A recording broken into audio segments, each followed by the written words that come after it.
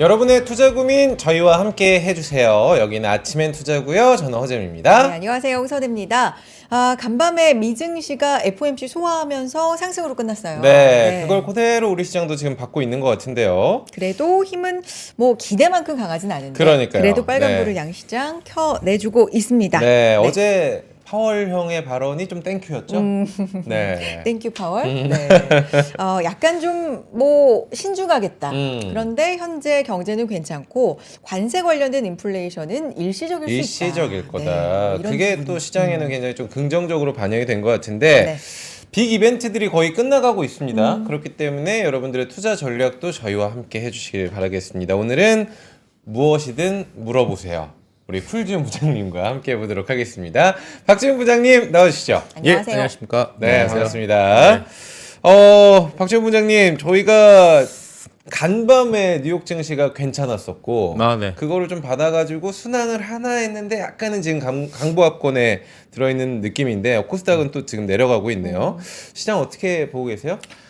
최근에 시장은 이제 단짠. 그러니까 뭐 좋았다가 안 좋았다가 좋았다 안 좋았다가 뭐 그런 상황인데 간밤에 너무 다행입니다. 다행인데 저는 이 대목을 굉장히 좀 주목을 했던 상황이었는데 어떤 거냐면 이제 국채를 이제 매월 약간 QT에 대한 약간 축소 뭐 이런 거에 관련된 대목을 쭉 읽어봤는데 네. 어쨌든 매월 250달러를 줄이던 것을 이제 4월부터는 50달러로.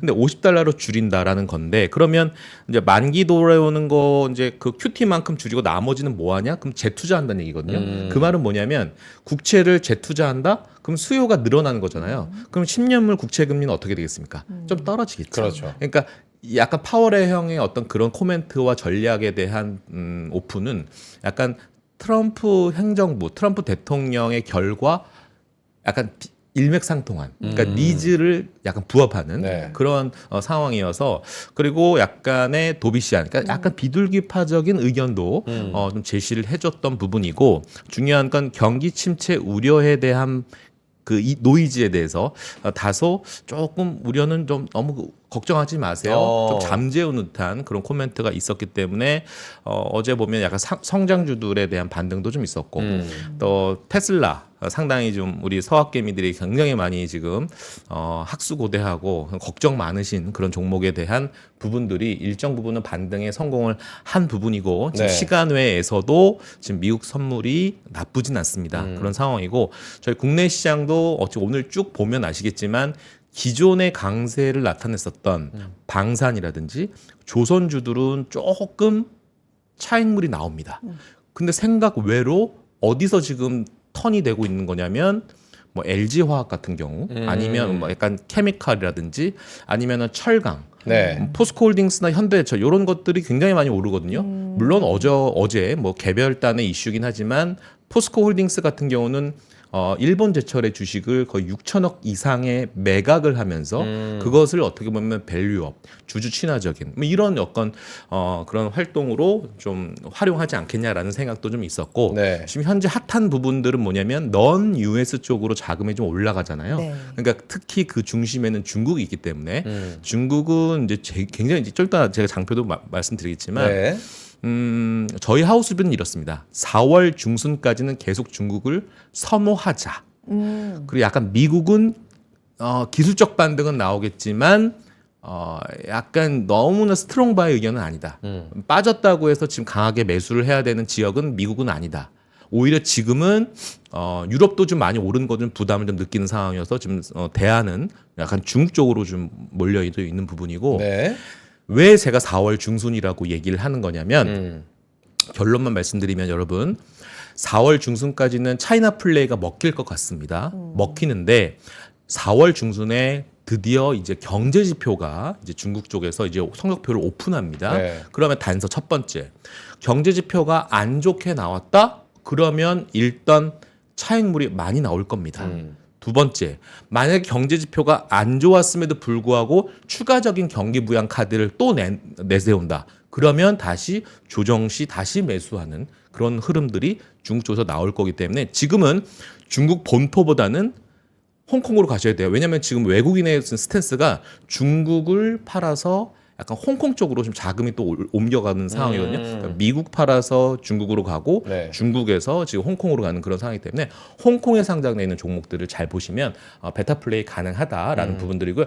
전략적으로 보면 대륙간 그 우선순위를 보면 중국이 1등 오. 그리고 참 공교롭게도요 한국이 2등입니다. 아 그래요? 그런 전략으로 지금 어. 약간 플레이가 다만 한국은 좀 변수가 우리 하정명 전문가님 전문가요? 예, 국제적 아 플러스 이제 그 정치적 시사 쪽 예, 말씀이시죠? 불확실성 네. 요게 좀 남아 있는 부분들이어서 요것만 좀 어느 정도 일단락이 되면 주식시장에서 가장 선호하는 게 뭡니까? 불확실성의 해소 아니겠습니까? 네. 뭐 이번 주인지 다음 주인지 도대체 언제 나오는 건지 지금은 또 언론에서는 다음 주가 유력해지고 있다. 뭐 탄핵 선고가 굉장히 좀 불확실합니다. 그것도 너무 얘기가 많이 나오고 있는 상황이라서 그래요. 네. 확실히 오늘 박지훈 부장님이 나오시니까 벌써부터 지금 종목 상담을 올려주신 분들이 계시는 것 같아요. 저희가 정리를 해서 조금 있다가 여러분들 고민 같이 한번 살펴보도록 하겠습니다. 네. FOMC 얘기 조금만 더 해보도록 하겠습니다.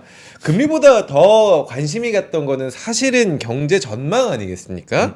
스태그플레이션 가능성이 있다라는 예측이 또 나오기도 했는데 어떻게 보세요? 그러니까 하드 데이터는 양호하기 때문에 아직은 단기적인 경기 침체에 대한 노이즈는 있을 수 있으나 그거는 일시적인 겁니다라고 얘기를 했었습니다. 왜 그렇게 아무리 일시적이다라고 얘기는 하지만 그래도 사람들은 마음이 불편한 거에 대해서는 한번 잠깐 제가 자료를 이렇게 약간 좀 날 것으로 한번 가지고 왔는데요. 네. 재밌는 장표가 여러 개 있어요. 여러분 최근에 금 가격 보셨죠? 지금 저희도 지금 금 가격을 지금 3,300으로 올렸는데 최근에 금 가격이 계속 올라갑니다. 근데 재미난 게요. 미국이 엄청 지금 수입하고 있어요. 그러니까 오. 미국이 엄청 수입하고 있어요. 네. 그 어떻게 보냐면 런던에 있는 금을 사서 자 여기 보면 스위스 써 있죠. 스위스로 넘깁니다. 금을 스위스로 녹여요. 녹여서 다시 미국으로 가져오는.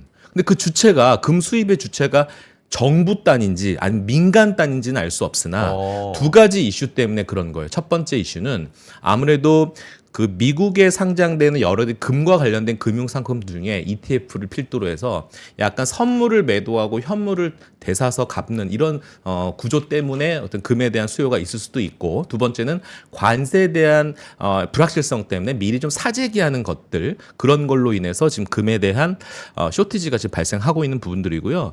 그러다 보니까 이런 상황이 되면 미국의 약간 이게 재정 플러스 이 무역 수지가 조금 마이너스 값이 나올 거. 왜냐면 굉장히 많이 지금 사재기를 하고 있는 부분들이기 때문에 그런 부분들에 대해서 성장률이 좀 노이즈가 생길 수 있는 부분들이고요. 뭐 다 아시겠죠? 뭐 침체 기준 아까 스태그 했는데 네. 스태그 침체에 대한 경기 침체에 대한 기준은 100만 명이 실업자인데요. 네. 지금 도지에서 20만 명 축소한다는 건 그래 이쪽에서만 벌써 20만 명 축소한단 말이야. 그러니까 약간 고용 지표 쪽에서도 노이즈가 발생할 수 있을 것 같아. 라는 걱정들 지금 1월, 2월, 3월 계속 나오는 것들 근데 여기 보면 줄인 것이 없다. 그러니까 재무부가 지출이 좀 줄어드는 거 아니야? 근데 사실 뚜껑 열어보니까 실제로 베센트 주도하에 이쪽에서는 줄인 게 사실은 없어요. 점선이 지금 2025년도거든요. 네. 그러니까 사람들은 약간 심리적인 게 좀 더 영향이 좀 있는 것들이죠. 그리고 요거는 좀 불편한 거예요. 최근에 바이든 때 했었던 민간 부분 계약들이 좀 취소가 되는 것들은 좀 있어요. 그러니까 네. 이런 단편적인 이슈만으로 좀 확대 해석하는 것도 사실은 금융시장에 좀 존재한다라는 점이고요. 여기 보시면 제가 왜 이걸 갖고 왔냐면 여기 조그맣게 노란색으로 이렇게 관세 보이세요? 네네네. 네, 미국의 재정 수입을 하나로 봤을 때 관세가 차지하는 건 얼마 안 돼요. 근데 요걸 통해서 뭔가 트럼프 정부가 돈을 많이 벌겠다? 아니에요. 그러니까 그런 것들 관세 요 작은 부분들이 전체 시장을 좀 들었다 놨다 하는 것들이죠. 그리고 요게 아까 제가 말씀드리고 싶은 게 핵심은 이거예요. 자 보세요. 2년 전으로 돌아가 볼까요? 2023년 미국의 이 성장률에 관련돼서 이미 연초에 0.3%를 전망했다가 실제는 어떻게 됐습니까? 2.9의 성장을 보여줬어요. 자, 작년으로 돌아가 볼까요? 연초에 1.2의 성장 보일 것 같은데 했더니 뚜껑 열어봤더니 미국은 2.8을 보인 겁니다. 네. 그런데 올해는 지금 2.1을 처음에 예상을 했었는데 지금 어제 보면 아시겠지만 1.7 뭐 이런 거 맞아요. 얘기 나오죠. 네. 예, 그러니까 네. 어쨌든 마이너스 가는 거 아니야? 뭐 제로 성장 얘기 나오는 거 아니야? 굉장히 좀 네거티브한 컨센까지 나올 정도인데 그건 아니다. 그래서 요 부분이 과연 어떻게 될 건지 이게 이 3년치만 보면 전략 후강, 전략 후강. 이 전략 과연 이번에도 후강일까라는 것들 만약에 물음표가 투명하게 좀 명료화된다라면 다시 시장은 다시 올라갈 수 있으나 아직은 노이즈가 더 많다라는 점. 요게 재밌죠. 바로 지금 파란색 도표가 미국이에요. 꺾여요. 그런데 파란색이 아닌 줄색, 주황색 지금 어때요? 올라가네요. 네. 아, 성장률에 대한 갭이 조금 메꿔지고 있는 부분들이구나라는 것들이 네. 전체적인 머니플로우들 이쪽에서 이제 기인을 한 거죠. 독일 굉장히 많이 나오고 있는데 뭐 독일은 뭐 정부 지출을 많이 하니까 결국에는 2년 뒤에는 1.6% 성장한다. 그래서 독일 굉장히 좋았던 부분들인데 제가 말씀드리고 싶은 요거 딱 1분어로 끝낼게요. 자, 중국이요 2년간 2조 위안의 반도체 몰빵입니다. 그러니까 애들이 좋은 거예요. 레거시도 지금 30% 차지하고 있는 부분들 아니겠습니까? 중국을 지금은 가장 선호하는 제가 전략을 말씀드리고 싶은 거고, 이제 결론은 이제 여러분들은 항상 기승전 종목 아니겠습니까? 그래서 어떤 종목 보고 있어요?라고 하는데 저는 일단 알리바바를 제일 지금 선호하고 있는 부분들이고 두 번째는 라이다. 자율주행 관련돼서 라이다 네. 관련돼서는 관련돼서는 로봇센스 이쪽 관련 종목들 한번 쭉 한번 보시면 될 것 같고 로봇 관련 종목들은 좋을 것 같아요. 그런 상황이고 중국 경제는 뭐 부동산 안 좋다 얘기하는데 최근 지표 보면요. 주택 가격이 올라오고 있고요.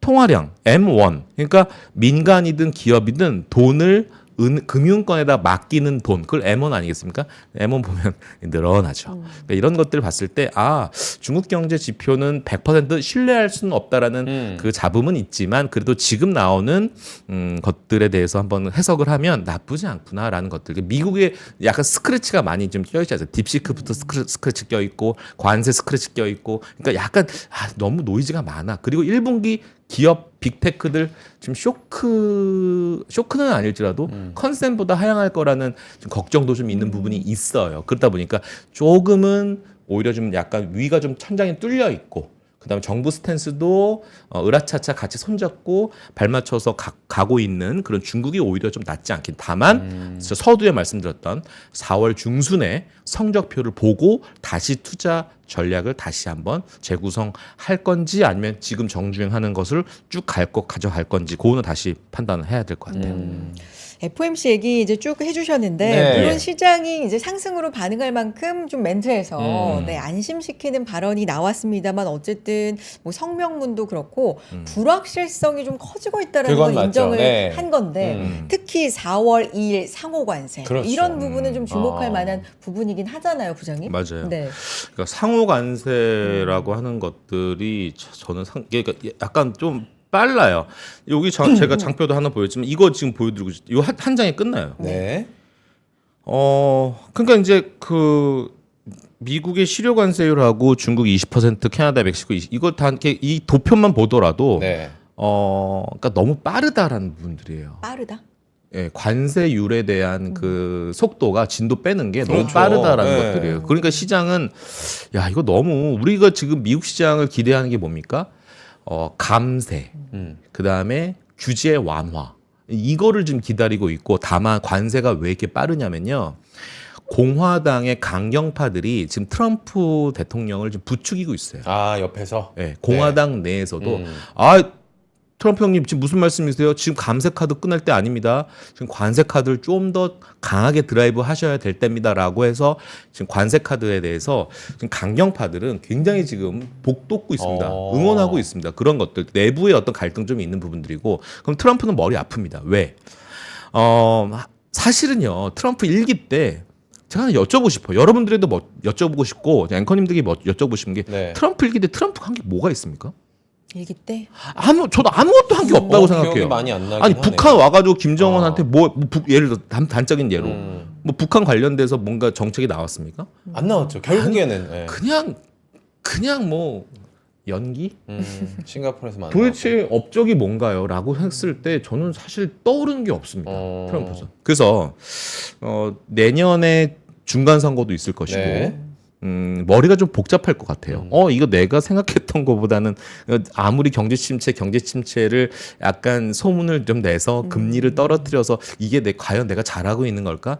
결국 트럼프를 추앙했었던 그동안의 그 업적을 보면 결국 시장 친화적인 소위 우리는 트럼프 푸시라고 하는 강력한 파이팅 넘치는 메시지를 기다렸는데 지금 전혀 지금 2기 때는 그러한 본연의 자세가 안 나와 있고 최고의 협상가라고 하지만 글쎄요. 그 협상가라고 표현을 하고 있는데 그 협상가의 진정한 본연의 모습들을 1기 때는 전혀 보여주지 않았거든요. 그래서 시장이 만들어낸 하나의 인물 캐릭터가 좀 큰데 과연 이게 관세 카드를 너무 좀 빠르게 쓰다 보니까 이제 좀 걱정스러운 부분도 좀 있습니다. 이거 잠깐 보시면 제가 좀 불편한 말 썼습니다. 강경파들의 관세 정책 스탠스가 상당히 세다. 네. 그리고요. 2027년에 뭐가 도래하냐면 이제 하이힐드 분야의 만기 도래가 시작됩니다. 그래서 저희 사실 원래 컨센이요. NH뷰가요. 2027년에 리세션 온다가 전망이에요. 네. 근데 어제 이제 1년. 어제 우리 한 달 전에 안기태 연구원이 혹시 오셨죠? 기억나세요? 그 약간 그 이코노미스트 안기태 연구원이 3% 오셔가지고 한번 했던 기억이 있는데 리세션의 시기가 좀 빨라질 수도 있습니다라고 지금 얘기를 조심스럽게 꺼내는 시기가 됐어요. 네. 그러니까 지금 만약에 미국 시장을 투자를 많이 하고 계신 분들이라면 너무 낙담하지 마시고 기술적 반등은 나올 때가 됐어요. 지금 뭐 피보나치 수열 그 공식을 대입해도 상당히 과도하게 좀 빠졌기 때문에 지금은 반등 나올 수 있는데 조금 손실을 본다 하더라도 어느 정도 반등 나오면 조금은 줄이시는 전략도 한번 고민을 해보셔야 될 것 같아요. 저는 그래서 저희가 생각하는 것들 중에 가장 그 키워드 중에 하나가 엔비디아의 이번에 GTC 행사를 통해서 맞아요. 네. 항상 이 신제품에 대한 뭐 루빈이든 뭐든 이런 것들이 나오면 항상 시장은 열광했거든요. 근데 이번 행사를 통해서 열광하는 분위기를 느끼셨나요? 뭔가 기대감보다는 실망감이 더 큰 느낌이거든요. 네, 그러니까 루민에 관련돼서도 투명하게 어떻게 됐다. 약간 그 스펙에 관련된 구체적인 건 나와 있지 않았었거든요. 그러니까 약간 이런 거에 대해서도 조금 걱정되는 부분도 있습니다. 과거에 그 작년 그 뜨거웠던 AI의 열풍이 과연 그 전고점까지가 도래가 과연 가능할까에 대해서는 좀 냉정하게 한번 생각을 해볼 시기가 지금인 것 같습니다. 네.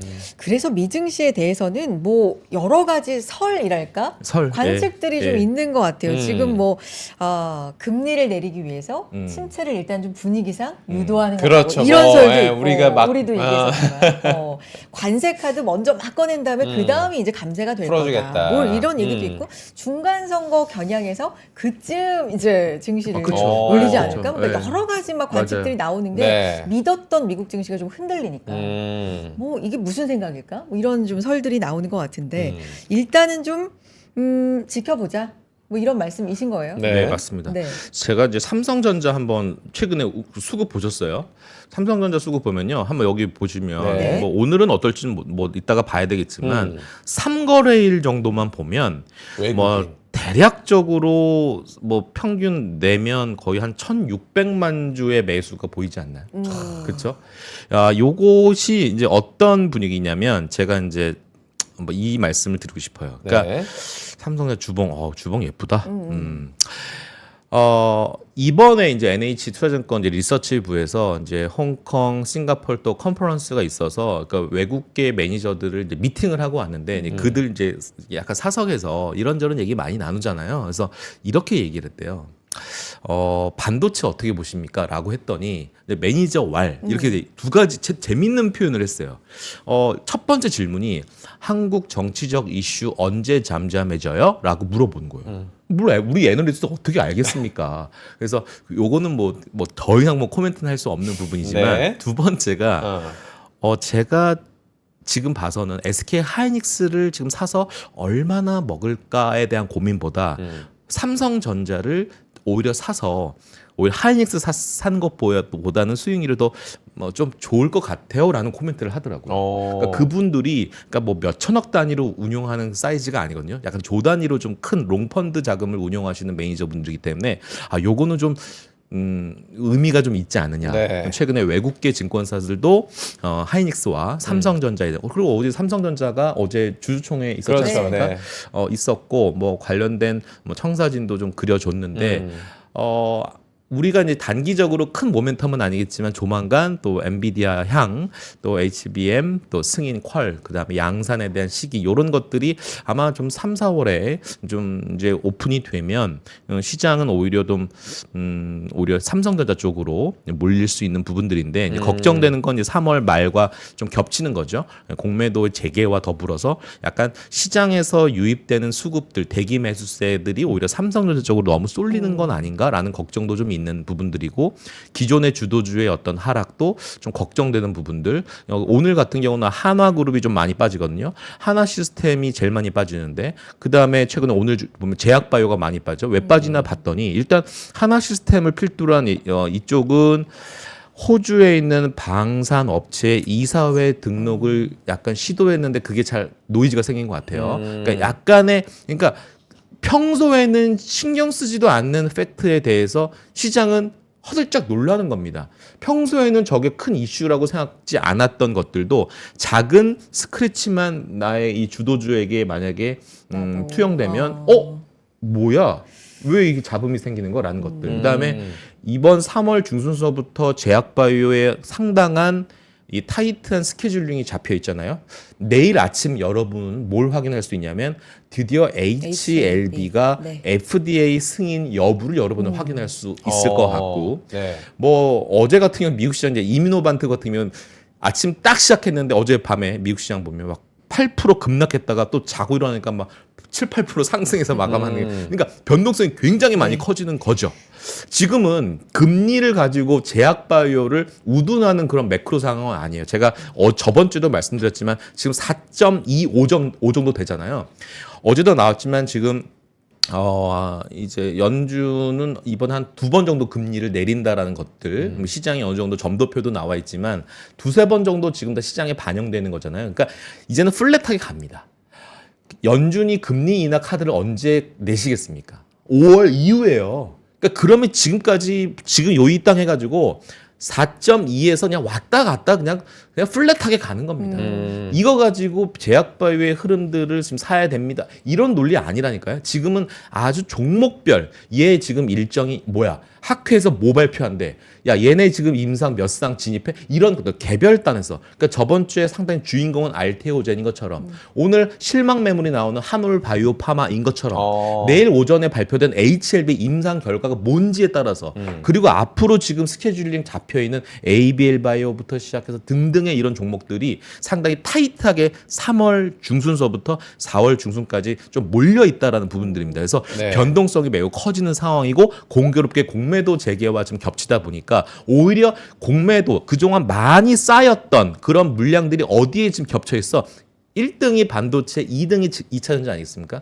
물론 어제 SK온이 닛산과 어떤 좋은 결과 때문에 오늘 2차전지 반등은 좀 일부 단에서 나오고 있는 것처럼 약간 이제는 악재에 둔감하고 호재에 민감한 그런 것들이 오히려 반도체와 2차전지 쪽이 아닐까라는 생각도 좀 해봐서 약간의 시속 게임, 균형감이 있는 투자 전략, 포트폴리오 균형 잡힌 이 구성이 오히려 이번 3, 4월에 주식 투자 운용하시는 여러분들 입장에서는 좀 스트레스를 좀 줄일 수 있는 방법. 여기서 터져도 저기서 먹을 수 있다. 여기서 터지지만 나 여기서 먹잖아. 그 약간 상쇄되는 그런 흐름들이 오히려 날 수도 있고 몰빵 투자하면 이거 굉장히 아마 여러분들 다칠 수 있는 중요한 어려운 구간이라고 생각합니다. 좀 분산시켜놔야 된다. 거기에 좀 부장님 추가를 해가지고 예. FOMC 끝나고 지금 사실 한행 금통위가 4월에 있고 그 전에 3월에 공매도 저희가 또 준비를 해야 되지 않습니까? 예. 방금 그 투자 전략에서 우리가 좀 정리하고 다시 시작하거나 이런 포션을 취해야 할까요? 그러면은? 근데 이게 실제 저도 이제 그 고객님들과 이제 상담을 하고 막 컨설팅 나가고 막 이렇게 얘기하다 보면 이게 쉽게 아무리 이렇게 이런 솔루션이나 아니면 정말 구체적인 대안까지 드려도 20-30% 물려 있으면 좀 고민스러워. 그렇죠. 근데 40% 손실이 넘어가는 순간 이게 잘 안 들어와요. 실제로 제가 상담을 해보면 통화를 해보고 만나고 이렇게 티키타카 나누면 실제로 이게 막 움직이지가 않아요. 오히려 언제 더 사야 돼요? 아니 안 좋다니까요. 아니야. 물 좀 타야 돼. 뭐 이런 게 오히려 그 대화에 아예 그냥 덮어버려요. 그러니까 이게 사람은 쉽게 움직이지 않을 수 있겠다라는 맞아. 생각도 좀 있어요. 네. 그래서 공매도 관련돼서도 약간 골드만삭스 최근에 의견이 나왔지만 저희도 이제 저희 회사도 공매도 관련돼서 이번에 아주 인덱스한 레포트 쓴 게 있거든요. 시간 되시면 아마 3월 말이나 4월 초에 공매도가 시장에 미치는 영향과 투자 전략 소재 주제로 네. 한번 제가 한번 섭외 한번 요청 드려볼게요. 좋아요. 너무 공매도를 주제로 해서 이거 이제 골드만은 외국은 이렇게 보더라고요. 공매도 네. 재개 이후에 코스닥이 우세했던 과거 사례가 더 많다. 그러니까 코스닥 중심으로 좀 수익률을 제고해라라는 것들이고 저희도 비슷한 생각입니다. 그래서 공매도에 대해서는 요건 좀 보세요. 공매도 재개 후 코스닥의 경우 밸류는 높지만 이익 전망은 양호하지 않는 로봇 화학 업종에 좀 영향이 있을 수도 있다라는 부분들.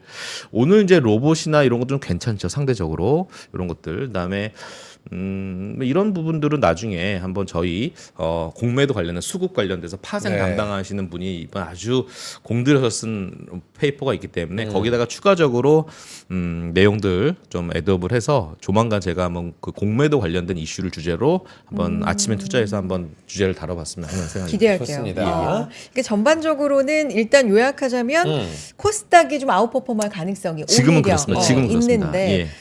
실적은 안 나오는데 좀 많이 오른 그런 종목들은 약간 주의할 필요가 있다라는 그렇죠. 관점도 그렇죠. 있으신 거네요. 예. 이렇게 섭외 부탁드려요. 근데요, 기대해 볼게요. 이거 하나만 더 얘기를 네. 하고 싶은 좋아요. 게 지금 허재무 앵커님께서 네. 말씀 주신 거에 대해서 좀 추가적으로 설명을 하자면 이거를 좀 쓱 보여드리고 싶어요. 그러니까 그래서 투자 전략은 어떻게 잡아야 돼라는 것들이죠. 자, 쭉 제가 5개를 한번 적어봤는데 네. 이건 이제 그 이혁진 차장님하고 좀 논의를 좀 했던 내용들을 정리한 건데요. 반도체는 일단 3월 바닥은 확인한 것 같다. 네. 그러니까 DDR5 좀 올라오고 있는 부분들. 근데 이제 2분기까지는 이제 2분기가 되게 길어요. 4, 5, 6월이에요. 그래서 네. 제한적인 상승 구간이다라는 부분들이고. 요거는 조금 애매합니다. 조선에 대해서는 지금 PBR 4배 이상, 그러니까 밸류는 굉장히 목에 찼다. 네, 그럼에도 불구하고 3배 언더가 있는 같은 섹터 내에서도 종목을 픽을 하자라면 삼성중공업, HD 한국조선해양이 그나마 밸류에 좀 룸이 좀 남아 있고 네. 이제 코스닥이 만약에 붐이 된다라면 기자재 쪽에 코스닥 상장사들 있지 않습니까? 예를 들어서 최근에 본행제 관련돼서 동성화인텍 이런 것들이고 또 LNG 관련돼서 수주 소식을 지금 목 놓아 지금 기다리고 있는 코스닥 여러 가지 네임밸류 있는 종목들 많이 있지 않습니까? 그런 종목들도 아직은 수급도 좀 들어오고 있고 아직 차트 짱짱하거든요. 네. 그런 종목들은 더 갈 수도 있다. 방사는 이제 오늘은 좀 빠졌지만 어저께 풍산 보셨습니까? 굉장히 지금 밸류가 싼 종목들. 그러니까 여기 보면 현대로템도 제시된 게 지금 유럽의 라인메탈이 지금 방산의 대장 아니겠습니까? 네. 그러니까 그러니까 세컨더리 피어 그룹의 밸류에이션상 좀 할인 거래가 되고 있는 현대로템. 그다음에 풍산. 요건 이제 최근에 구리 가격 보였어요. 올랐어요. 지금 구리도요. 아까 제가 금 가격 얘기할 때 뭐라고 얘기했습니까? 미국이 영국 가서 금을 사서 스위스 가서 녹여서 가지고 오잖아요. 그게 지금 어느 원자재까지 이어지고 있냐면 은까지. 은도 지금 두 번째로 치고 가고 있고요. 네. 여러분 금 가격 보셨어요? 동 가격, 구리 가격 보셨어요? 그냥 우상향이에요. 우상향입니다. 우리가 이제 닥터코퍼라고 해가지고 구리 가격이 오르면 전 세계 금융시장이 나쁘지 않다. 이런 약간 상관계가 있지 않습니까? 네. 그런 것들 통해서도 여기서 약간 사재기하는 이슈가 이 원자재에도 좀 있는데요. 풍산이 구리와의 상관계수가 굉장히 높은 종목입니다.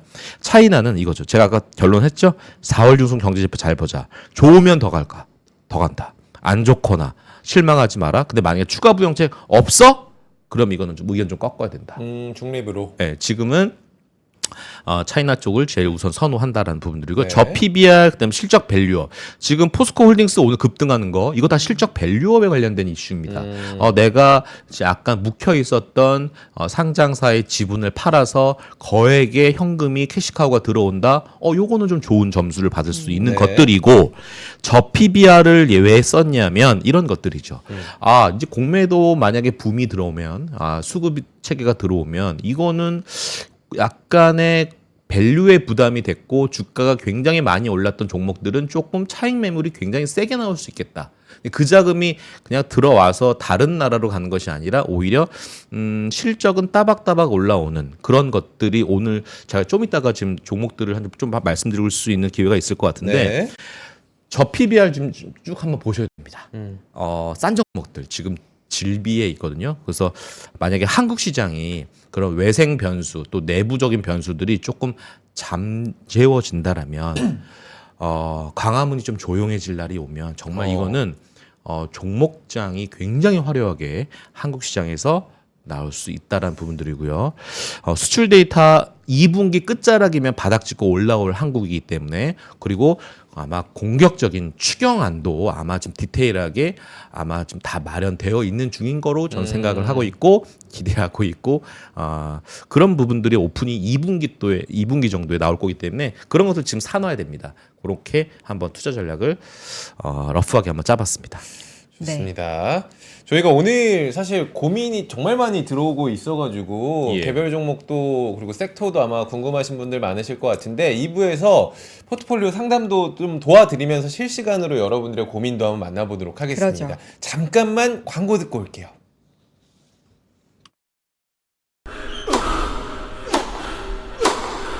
멋있다. 부러운가? 14만 1211번의 스윙과 68개월 27일의 투자로 만들어진 자세다. 나의 테니스도 나의 자산도 투자로 키운다. 나는 투자한다. 나는 성장한다. NH투자증권. 네, 아침엔 투자 함께하고 계십니다. 네, 저희 오늘 박재훈 네. 부장님과 함께하고 있기 때문에 종목 상담 신청이 좀 들어오고 있어서 제작진이 부지런히. 들어와서 실시간 많이 좀 해주세요라고 지금 저희가 압박을 받았기 때문에 실시간 저희가 좀 체크를 많이 해드리도록 하겠습니다. 그러면은 저희가 미리 받은 사연부터 일단 해야죠. 네, 읽어보도록 하겠습니다. 닉네임 우리 가나디 님이 보내주셨습니다. 안녕하세요 부장님. 저는 5가지 종목 보유하고 있습니다. 롯데 리츠, 안랩, 테크윙, LG전자, 파라다이스입니다. 먼저 롯데리츠는요 2022년 1월 5,100원대에 들어갔습니다. 현재는 3,000원대 지키고 있는데요. 국내 증시 부진해도 상장 리츠들 잘 간다는 말이 있어서 조금 더 기다려 보려고 합니다. 다음은 안랩입니다. 2023년 12월쯤인 것 같아요. 68,000원대에 샀거든요. 최근 창립 30주년도 되기도 했고 정치 테마주로 불리긴 하지만 큰 변동성이 생기진 않을까 기대를 하고 있습니다. 세 번째 종목은 테크윙입니다. 작년 5월 43,000원대에 매수했습니다. 일각에서는 이제 상승의 시작이다. 디램 영향을 받을 것이라는 시선 가득한데요. 어떤 전략으로 보고 계세요? 네 번째 종목 LG전자입니다. 23년 4월 109,000원대에 들어갔습니다. 떨어지는 타이밍을 보고 들어갔는데 지금은 더 심각해진 상황입니다. 마지막 파라다이스입니다. 작년 4월 12,000원대에 매수했습니다. 파라다이스 호텔로 유명하기도 하고 관광객이 좀 많아지면 여행객도 많아질 것 같고 수요가 많아지면 당연히 주가도 움직이지 않을까 생각을 하고 있습니다. 부장님, 제 포트폴리오 분석 부탁드립니다. 라고 보내주셨습니다. 네, 우리 가나디님 사연 감사드리고요. 네. 자, 부지런히 좀 가보도록 하겠습니다. 일단 뭐 롯데리츠, 안랩, 테크윙, LG전자, 파라다이스 비중이 좀, 지금 네. 저렇게 나오고 있네요. 꽉 차 있는 느낌의 포트폴리오가 일단 어떻게 평가하세요? 예, 뭐 시간이 없으니까 네. 제가 한번 쭉 한번 해볼게요. 일단 차트부터 감상해 봅시다. 롯데리츠 차트가 이런 형태로 되고 있고요. 뭐 작년 여름 때까지는 좋았다가 이제 쭉 밀렸네요. 그러다가 다시 좀 올라오는 부분들이고요. 네. 하나씩 봅시다. 테크윙, 테크윙도 이제 장비 회사죠. 장비 회사인데 어떤 장비 하시는지 한번 잘 봐야 되겠는데, 그래도 나름 그래도 잘 버텼네요. 1년 동안 잘 견뎌냈는데 어떻게 될지 한번 보셔야 될 것 같고, LG전자. 이야 이거 완전 뭐 LG전자. 굉장히 많이 빠졌는데 네. 과연 올해는 어떻게 될 건지 한번 봐야 되겠네요. 그다음에 파라다이스. 이름만 파라다이스예요. 이름만 파라다이스인데 주가는 파라다이스가 그러네. 아니에요. 왜 이렇게 될까? 네. 자, 그다음에 하나가 우리 안철수 님이 안랩? 떠오르는 네. 안랩이네요. 안랩이 그래도 시장 대비해서 그래도 잘 견조했네요. 제가 이제 시간이 없으니까 네. 빠르게 좀 정리를 해보겠습니다. 좋습니다. 롯데리츠를 먼저 정리를 해야 되기 전에 여러분들에게 하나 더 보여드리고 싶은 수급을 보여드리고 싶은 게 있는데 짜자잔 이겁니다. 안랩 말고요. 바로 롯데리츠. 뭐가 보이실까요, 여러분? 연기금. 자, 작년 들어오네. 12월부터 연기금의 동태를 추적해 갑시다. 네. 연기금만 보세요. 많이 들어왔네. 많이 들어옵니다. 네. 많이 들어옵니다. 야, 다 빨갛네. 투신도 뭐 제법 들어오고 있는 네. 것들인데요. 이게 뭔가 수급의 주체가 있구나라는 것들을 먼저 여러분들은 머릿속에 일단 저장 먼저 하고 네. 그러면 내용이 뭐가 있나? 음. 롯데 난 정말 롯데 싫어. 야구도 싫어. 네, 올해는 롯데 좀 응원했으면 좋겠어요. 자, 그룹의 어떤 리스크는 있었으나 이미 그런 것들은 리스크는 조금 이제 좀 수면 아래로 들어간 것 같아요. 급한 불은 껐다라고 네. 봤을 때 이겁니다. 배당을 보고 보통 리츠는 투자를 하는 거죠.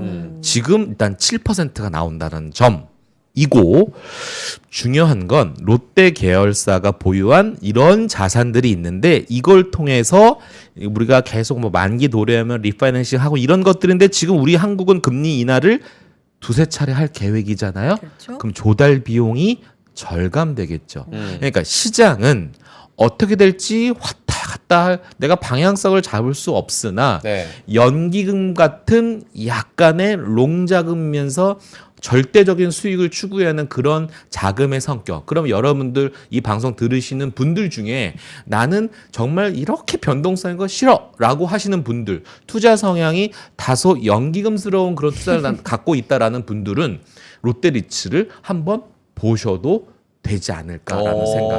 그래서 아비트리지 약간 수익률에 대한 차원에서도 한번 고민해 보실 필요 있고 네. 보시면 아시겠지만 2020년 이후 평균 배당 수익률이 6.1%인데 평균 수준까지 배당 수익률 회귀 시 주가 업사이드 20%가 있었다라는 점들 여러 가지 확인해 보면 주가 수익률 한번 괜찮을 상황이 될 것 같고요.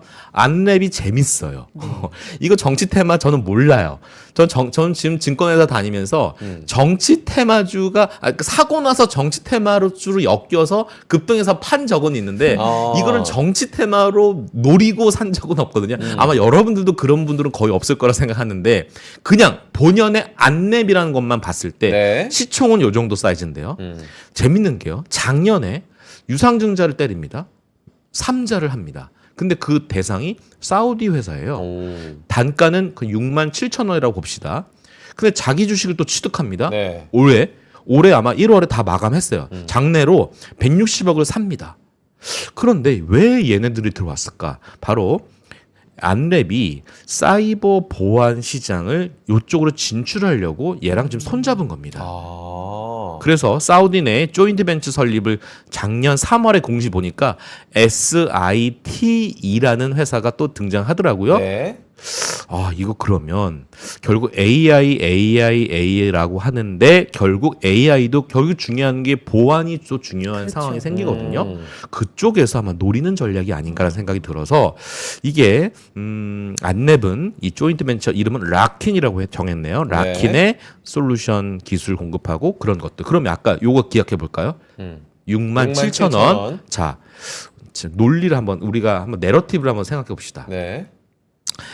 이 흐름이 6만 7천 지금 주가가 얼마냐? 7만 6천 원이죠. 7만 6천 원. 네. 네. 그러니까 예를 들어서 빵 떴어요. 뭐 때문에 떤진 모르나 어쨌든 우리는 뭘 생각하냐면 요 가격대 한 7만 원이 사우디가 들어온 평균 단가구나. 자, 밀렸다가 다시 이렇게 이걸 쭉 단계적으로 산 게 자사주예요. 자사주를 통해서 30만 주 사면서 아마 이제 이렇게까지 올라온 건데 네. 자, 이제 이 상황에서는 이제 올해는 이제 미션이 있겠죠. 바로 중동 시장에 퍼포먼스가 나와야 돼요. 그러면 안랩은 정치 테마라고 생각하지 말고 중동 진출의 AI 사이버 보안에 대한 신규 사업 진출의 퍼포먼스가 올해 나올 거다라고 생각을 하고 접근해 볼 필요가 있겠죠. 성과물은 올해 아마 나오지 않겠냐라는 것들 아마 요걸 모니터링 하시면 될 것 같고요. 네. 그 다음에 하나가 이제 LG전자인데 LG전자 어머나. 저는 스트롱 바이 의견 말씀드립니다. 지금 자리에서는 쫄릴 게 없다. 자, 제가 적어왔는데 이겁니다. 올해 영업이익 4조 이상 됩니다. 특히 가전이익을 2.5조로 보는데 그리고요 3월이에요 지금 3, 4월이 되면 이제 서서히 저 이번 달만 결혼 청첩장을 받은 게 벌써 7건이에요. 아. 5월에 신부가 되기 위해서 네. 5월에 웨딩 마치가 굉장히 많은 걸로 알고 있는데 어쨌든 2분기는 성수기 진입입니다. 그래서 가전 사업은 나쁘지 않고 저는 그래서 그것 때문에 보는 거야? 아니, 저는요 바로 2번 때문에 보는 거예요. 지금 LG전자 사업부에서 가장 최근에 아주 공들이고 있는 게 공조분입니다. 자, 데이터 센터. 데이터 센터가 발열이 가장 중요한 이슈잖아요. 네. 열을 식혀줘야 돼요. 오. 그렇게 생각하시면 돼요. 공조 시스템, 냉각 시스템 매출이 증가하고 있다는 부분들. 최근에 뭐 미국, 유럽 상당히 지금 이 공조 사업부 직원들 거의 지금 밤잠을 못 잡니다. 굉장히 지금 일감이 많이 늘어나고 그래요? 있어요. 그런 것. 그리고 여러분 아시죠? 저 인도 하면 예. 현대차에 이어서 이제 이 LG전자 인도 법인 이 드디어 2분기 상장. 그러면 자금 조달 되겠죠? 이걸 또 어디다 쓸까? 자사주 살 수도 있죠. 아니면 또 공조 부분 더 판 키울 수도 있죠. 그렇죠. 예, 이런 네. 것들 기대해 볼 수 있는 것들이고 그리고 아까 4월 초에 상호 관세한다면서요.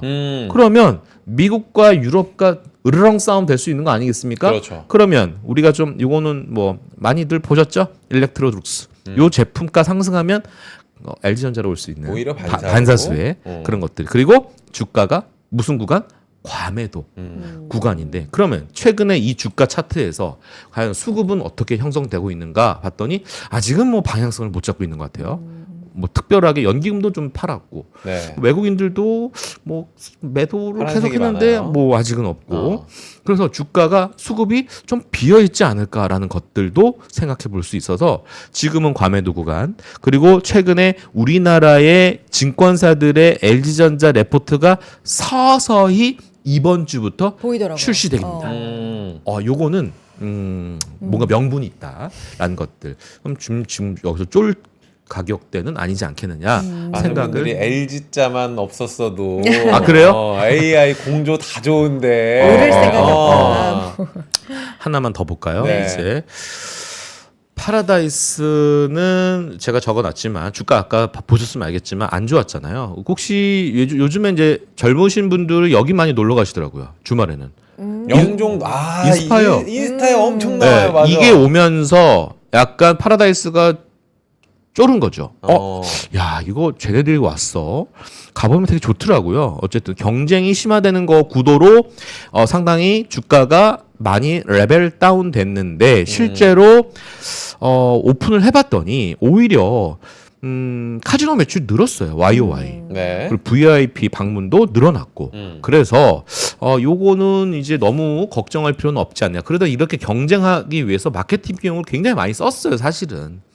그런 부분들, 그래서 장충동 호텔 이런 비용 증가 이런 것들 하지만 이제 포인트는 이겁니다. 네. 엔화 강세가 가고 있죠. 그다음에 한중 관계 개선되는 거죠. 그래서 점진적인 카지노 매출은 좀 늘어날 수 있다. 그리고 많이 빠져 있기 때문에 하지만 방등폭 강도는 좀 미지수예요. 그래서 저는 약간 중립적인 의견인데 지금 살 바엔 저 LG전자 살 것이고 파라다이스는 기술적 반등은 나오겠지만 뭐 제가 볼 때는 매물대가 한 11,000원, 12,000원 사이 되게 두터워요. 요거를 뚫느냐에 대한 관건이 좀 있을 건데 어쨌든 지금에서는 매도보다는 오히려 반등시 매도가 낫지 않겠냐라고 생각을 하고 있는 부분들이고요. 그다음에 재밌는 회사가 하나 이제 마지막 테크윙이죠. 테크윙. 네. 저희가 요거- 저번에 하기도 했어요. 예, 테크윙. 과연 뭐 정말 이름은 참 잘 지은 것 같아요. 날개를 네, 달고 하늘로 날개. 부양할 수 있을까? 네. 저는 날아가다. 가능할 수도 있다라는 것들인데 내용 한번. 전체가 지금 괜찮아지잖아요. 아, 괜찮아요. 네. 자, 그래서 조금 힌트를 얘는 어디서 얻을 수 있냐면 제너셈이라는 회사가 있어요. 그러니까 왜 제너셈이라는 회사를 왜 언급했냐면 얘네가 하이닉스한테 소터 장비를 납품을 했어요. 근데 이게 왜 중요하냐면 소터 장비를 납품했단 말이야. 근데 요게 바로 큐브 프로버, 그러니까 전수 검사 장비 하는 데 있어서 테스터하는 트레이에 놓아주는 장비 기계단이거든요. 이걸 했단 말이야. 그러면 제너쌤이 이 소터 장비를 납품했다는 거는 어떤 근거, 어떤 합리적 의심을 할 수 있냐면 패키지 소터도 반드시 필요하겠구나라는 거에 대한 내러티브가 나오는 구간이에요. 그러니까 요 제너쌤 장비 납품으로 요게 필요하니까 이거 누가 해? 테크윈. 이런 논리. 네. 그래서 자, 딴 거 차치하고 네. 올해 어떨 것 같아? 올해 2,400억, 720억인데 요건 이제 요 패키지 소토에 관련된 거. 네. 내년은 요 정도. 굉장히 볼륨감이 되게 커지죠. 오, 많이 늘어나요. 굉장히 커져. 네. 바로 요 역할이 만약에 계획대로 납품이 된다라면 본업도 요 정도 사이즈라고 하니 그러면 이거는 한번 테크에 대한 반등이 나오고 그다음 실제적인 수주 지금 콜 테스트 중인데 그런 것들이 현실화되는 것들로 이어진다라면 근데 제 걱정은 뭐냐면 이거예요. 하이닉스의 요 패키지 소토의 예산이 아직 없다라는 점, 그 다음에 얼마의 라인 수가 있는지도 아직 모르겠고, 그래서 추정할 수 있는 가이던스가 아직은 나올 수 없다라는 점이 좀 답답한 부분이 있는데, 뭐 이런 어떤 여러 가지 정황상, 요거는 좀 한번 기대해 봐도 되지 않을까라는 생각이 들어서, 테크잉은, 제가 이제 요거를 여러분들이 한번 뭐 적어 왔는데, 최근에 삼성전자가 날아가면, HBM 관련된 밸류 체인들을 봐야 된다라고 지금 쭉 정리를 해왔는데 네. 이런 것들도 한번 다 보시는 와중에 테크윙도 저희는 좀 이렇게 끼고 싶어요. 그래서 이런 것들도 쭉 한번 밸류 체인들을 좀 적어왔는데 제가 왜 타사 레포트도 보여드려도 상관은 없잖아요. 네. 굳이 뭐 그렇죠. 네. 제가 신영증권에서 네. 레포트 읽다가 정말 예쁘게 정리를 해주셨더라고요. 그래서 삼성전자가 살아나면 파운드리와 HBM 수혜주를 쭉 이렇게 표 한 장으로 이렇게 수혜 강도까지 요거 좋잖아요. 이런 거. 별표로 네, 요거 직관적으로. 직관적으로 네, 딱 네. 눈에 들어오잖아요. 네. 그래서 이런 것들을 종목들 한번 쭉 보시면 도움 되지 않을까. 제가 저번 주에 상담했던 SNS 텍도 보이고요. 이번 주 굉장히 좋았죠. 네. 그래서 독립 세미캠도 뭐 보이고 솔브레인 뭐 이런 것들 나와 있는 거네요. 참고하시면. 4개짜리가 제일 높고. 근데 여기 세 개도 여기에 써 있어. 높고. 테크 테크윙은 네. 별 별 3개네요. 세 네, 있네요. 그래요. 참고로 말씀드렸습니다. 네. 그러니까 우리가 별을 해놓으니까 어. 직관적이니까 네, 맞아요. 별을 보잖아요. 맞아요. 그죠? 하나짜리는 잘 눈에 안 들어오네. 네, 저렇게 하니까. 자, 이렇게 좋습니다. 상담 도와드렸고 네. 실시간 상담 요청해 주신 게 많아서 하나하나 좀 볼 뭐부터 텐데 좀 가야 될까요? 일단은 개별 종목도 많이 주셨는데 종목 상담도 해주시면서 전반적으로 업종도 한번 봐주세요. 섹터도 예, 봐주시고. 예, 그냥 예. 어떻게 쭉 한번 종목을 던져 드려 볼까요? 어떻게 할까요? 예, 한번 받아보겠습니다. 모비스부터 들어왔습니다. 현대모비스? 네. 현대모비스. 자, 주가가 굉장히 좋은 모습이죠. 네. 현대모비스 그다음에 기타 법인에서도 계속 들어오고 있는 부분들은 아마 뭐 여러분만 생각하는 그 자금일 겁니다. 굉장히 좋은 모습들이고요. 저는 오히려 부품단에서는 탑픽으로 볼 수 있는 현대모비스의 모습들이어서 추가적인 상승이 가능할 건데 다만 요렇게 좀 길게 볼까요? 길게 보면 여기 아주 중요한 구간입니다. 바로 2024년 전고점 라인까지는 도래됐죠. 네. 요게 되고 주봉으로 딱 보면 아주 이쁩니다. 굉장히 흥분되는 차트입니다. 이런 차트가. 왜냐하면 자 주봉상 이렇게 누워 있는 상태에서 장대 한번 끌어내면 이건 그 다음 레벨 단계로 갈 수 있는 부분들이거든요. 그래서 지금 자동차 부품단에서는 밸류에이션 매력이 가장 탁월한 게 그쪽이고 그 다음에 관세로부터 이제는 뭐 노이즈가 좀 있으나 이제 극도로 4월이 되면 되면 관세 카드는 어느 정도 수면 아래로 그리고 내성이 있을 거기 때문에 이제 실적 베이스로 갈 수 있는 부분들이고 지금 현대차에서 가장 지금 띠으로 제시될 수 있는 게 아마 로봇 산업인 것 같아요. 네. 최근에 부품단에서 우리가 SL이라는 회사 현대차, 기아차, 밸류체인 회사들인데 이거 주봉상의 모습이지만 일봉으로 열어보면요. 오. 지금 바닥에서 이렇게 지금 거래량이 늘어나면서 올라오고 있어요. 네. 이것도 보스턴 다이내믹스의 상장 이슈와 더불어서 같이 콜라보레이션 할 수 있는 그런 기업들. 그러니까 부품단. 그저 가장 이제 현대차 계열사 중에 가장 답답한 게 로봇 산업에 정말 찐인 회사가 있어요. 현대 글로비스. 글로비스도 저점 매수 한번 노려볼 만합니다. 이 현대 계열사에서 로봇 산업의 중추 물론 물류 자동화 단이긴 하지만 네. 현대 글로비스도 요거 한번 바닥 잡는 모습 아직은 완성형이 아니에요. 그래서 어느 정도 12만 원에서 13만 원 요게 탄탄하게 두꺼봐 이게 발로 다 이게 모래로 내 손을 뚝뚝뚝 두드리는 단단한 모습만 보여주면 이거 충분히 바이더 딥할 수 있는 그런 종목도 하나 말씀드려 보겠습니다. 네. 네.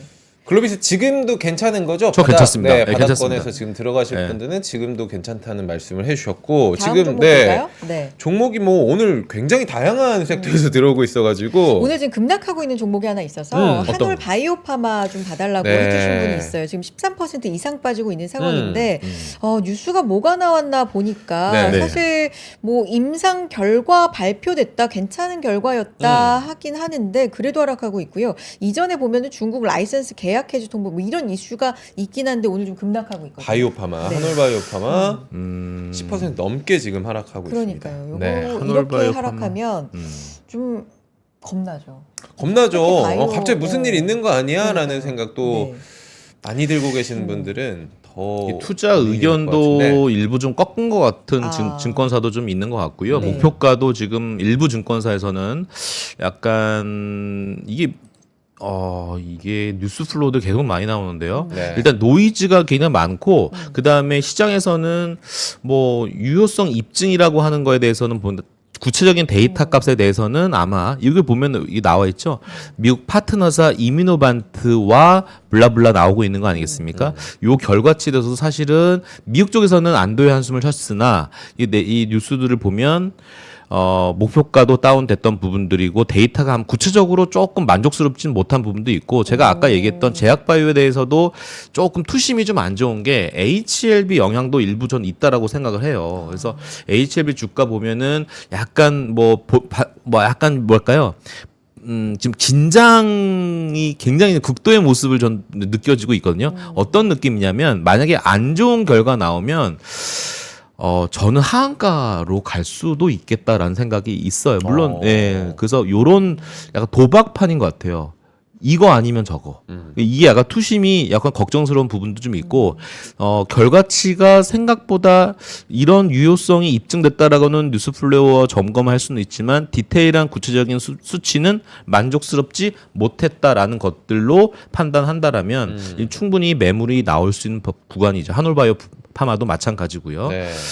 바이오 말씀해주신 김에 지금 알테오젠도 좀 봐달라고 하신 분들이 꽤 알테오젠이요. 있어서 네. 뭐 리가캠도 좀 장기적으로 봐주니까 바이오주에 대해서 전반적으로 네. 궁금해하시는 것 워낙 같아요. 뭐 관심 네. 많은 종목이니까요. 네.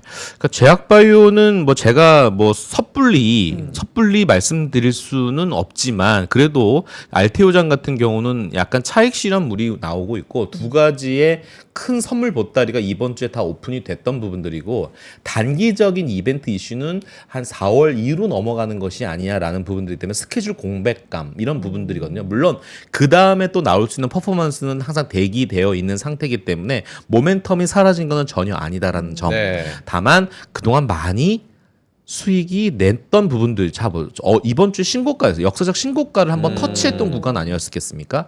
한 5, 6만 원까지 터치를 했었던 부분이기 때문에 네. 역사적 신고가 충분히 공매도 재개 전에는 한번 이익 실현하는 물량들도 변동성에서 나올 노출되기 것이다. 네. 싫어서 일부 피하려는 물량들도 있고 당장의 그런 선물 보따리는 지금 당장은 없을 수 있겠다라는 부분들 그거 좀 조금 좀 피하는 물량들이 있지 않았을까라는 생각이 듭니다. 하지만 모멘텀은 전혀 날아간 게 아니기 때문에 네. 여전히 조정시 매수 의견으로 저는 생각을 하고 있습니다.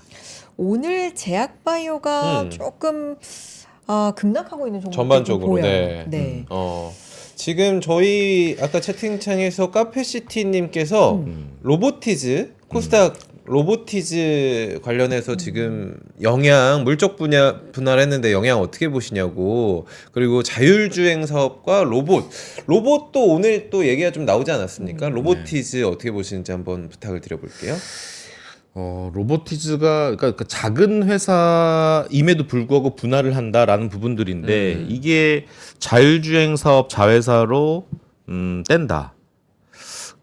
근데 이게 사실은 이제 상법 개정과 연관될 수 있는 부분들인데 이게 사실은 소액주주가 3%만 모이면 이 행사를 막을 수 있거든요. 사실은 막을 수 있는 부분들인데, 그러니까 LG전자 투자 때문에 사실 로보티즈가 기대감이 좀 있었던 종목이긴 합니다. 네. 차트 한번 볼까요? 로보티즈. 야, 이렇게 개별단으로 확 들어보면 이게 저거 당황스러울 수밖에 없어요. 아이 그렇죠. 네, 이 로보티즈가 지금 완전히 실시간으로 그야말로 올려주시는 종목들을 바로바로 보고 있어서 네. 일단 내용만 보면은 네. 그 LG전자 투자로 기대감이 굉장히 많았던 로보티즈였던 상황인데 일단 물적 분할 소식 때문에 급락을 했지 않습니까? 네. 근데 물론 중복 상장 노이즈도 좀 있을 수 있는 부분들이기 때문에 중복 상장 때문에 가장 다쳤던 그룹이 LS 그룹 아니겠습니까? 그 사를 통해서 그렇게 대형주 단에서도 단기 20% 이자 급락했던 경험이 있기 때문에 시총 5천억도 안 되는 그런 회사가 분할 이슈로 이렇게 노이즈가 생기면 변동성은 더 커질 수밖에 없는 상황이에요. 네. 그래서 LG전자 투자 기대감은 살아 있으나 일단 이슈가 잠잠해지기 위해서는 좀 시간이 좀 필요하지 않을까라는 생각이 들어서 저는 좀 중립적인 의견을 들고요. 오히려 다른 로봇주를 보시는 게 어떨까라는 생각이 있어요. 지금 로보티즈 주가가 지금 오늘도 2% 빠지고 있는 모습이지 않습니까? 차트를 보면 완전 깨진 건 아닙니다. 깨진 건 아니고 이게 사실은 60일선까지 내려올 수 있습니다. 60일선 가격이 한 3만 원 초반대까지 내려올 수 있는 모습들인데요. 저는 아직까지는 LG전자의 투자 기대감은 살아 있고 약간 어떤 결이냐면 최근에 유일로봇 올라갔던 팀, 그 다음에 과거에 레인보우 올라갔던 팀 그런 쪽으로 LG전자 향으로 모멘텀이 살아있어서 전고점 돌파 가능성도 있어 보이나 일단 피어그룹 쪽에서 반등이 좀 나와줘야 돼요. 예를 들어서 테슬라가 좀 더 그러니까 사실 어제 테슬라 반등이 때문에 오늘 우리 시장에서도 로봇 관련 밸류체인 종목들이 일단 상승으로 출발한 거거든요. 그러니까 다만 좀 아쉬운 부분들이 있죠. 로보티즈는 일단 조정을 한번 좀 기다려봐야 될 것 같아요. 제가 볼 때는 60일선 깨지지는 않을 것 같은데 네. 어떻게 좀 지켜봅시다. 예. 네. 로봇 관련해서는 어떻게 하우스뷰가 있을까요?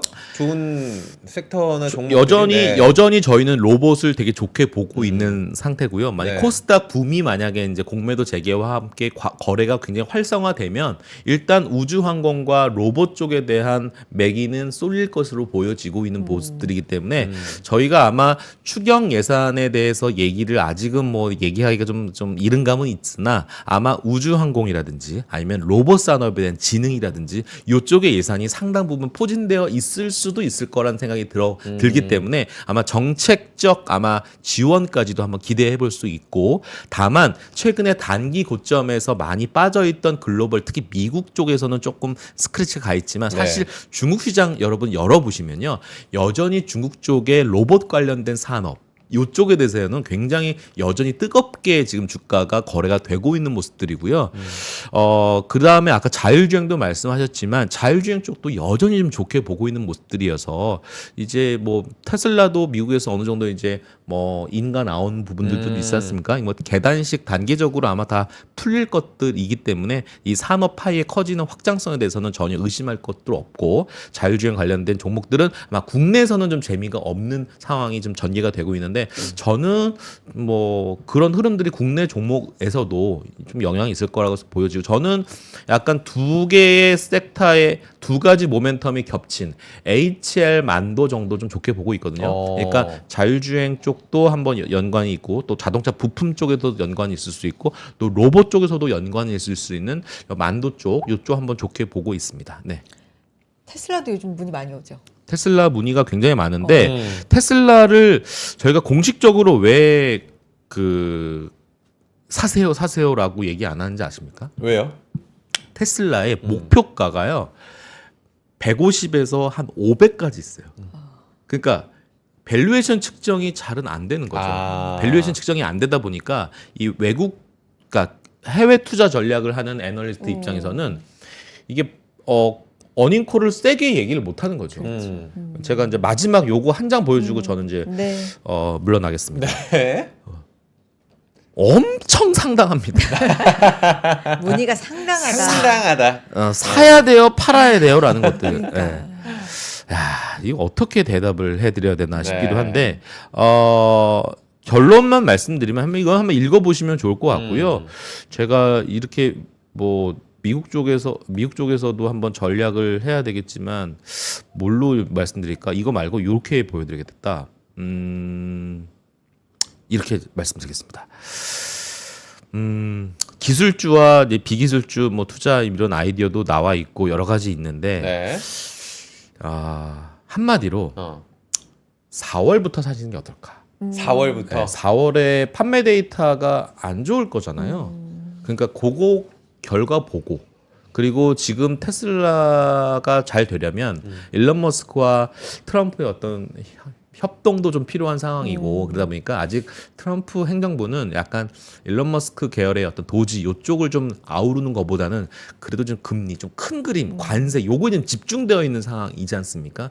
그러니까 그게 아마 4월 5월서부터는 다시 한번 트럼프 풋 그다음에 테슬라의 모멘텀 이런 것들이 더 극도로 커질 수 있는 구간이 저는 4월부터 나올 수 있는 부분들이기 때문에 그 전까지는 판매 데이터 쇼크에 대한 걱정이 좀 있습니다. 그래서 그 부분들 좀만 좀 큰 산맥 하나 남은 것 같거든요. 그래서 아마 테슬라가 V자 어저께 반등했다고 해서 야 드디어 바닥이야라고 얘기할 수는 없는 상황입니다. 그래서 어느 정도는 단기 외바닥 나왔던 적은 없기 때문에 저는 소위 약간 조심스러운 얘기지만 한 이중 바닥 정도는 형성되는 그림이 좀 나와줘야 테슬라도 이제는 한번 좀 와이프한테 나 이제 좀 주식 좀 삽을 돈 좀 줄 수 있어라고 얘기를 할 수 있을 시기가 그때 아닌가 생각합니다. 알겠습니다. 여기까지 듣도록 하겠습니다. 꽉 채워주셨습니다. 네. 박재민 부장님 고맙습니다. 네, 감사합니다. 예. 참 채팅창 보면 이름들 잘 지으세요. 왜요? 테슬라, 네, 묘비스. 네. 그러니까. 최고입니다, 여러분들. 네. 자, 아침엔 투자 이렇게 상담 도와드렸습니다. 지금 코스피 0.5% 상승, 코스닥은 0.2% 하락 이렇게 가고 있네요. 네. 오늘도 수익 내는 하루 되시고 여러분 내일 인사드릴게요. 고맙습니다. 고맙습니다.